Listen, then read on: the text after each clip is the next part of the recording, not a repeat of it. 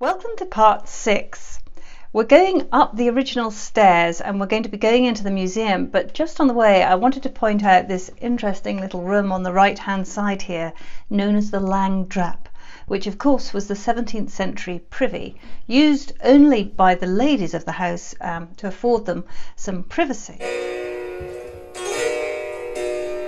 So here we are in the museum room. This room is part of the original tower, so we're still in the earliest part of the house. We think this room was probably originally used as a great hall, which is evidenced by the spectacular mural on one of the walls which depicts a hunting scene. Traquair, of course, was a hunting lodge, so it makes sense they had this beautiful, colourful hunting scene at the back. It's been dated to around 1530, which makes it one of the earliest known murals in Scotland. And you can see this range of absolutely fantastical animals, including birds, dogs, and a wonderful Bactrian camel, which I can tell you they never were hunting at Traquair.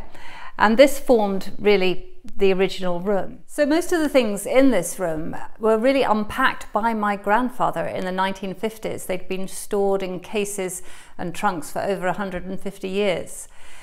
We don't have time to go through everything, but we're going to show you one or two of the highlights. So in the cabinet over here we have a fantastic collection of Jacobite glassware, which was all made between the 1730s and 1740s in the northeast of England. And among these glasses is the famous Amen glass, which has this wonderful poem on kicking out the King of Hanover.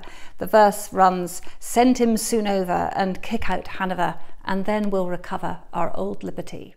As the Jacobites were in effect operating like a secret society, there were many signs and symbols they would indicate so they could show their allegiance to others. One of these was there was a tradition that after dinner there was always a toast to the king.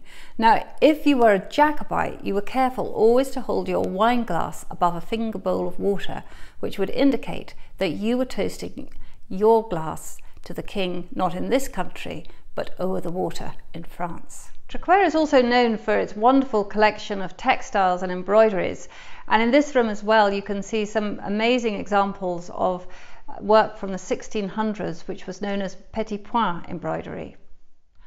I'd also like to show you this set of Napier's bones that we have in the museum.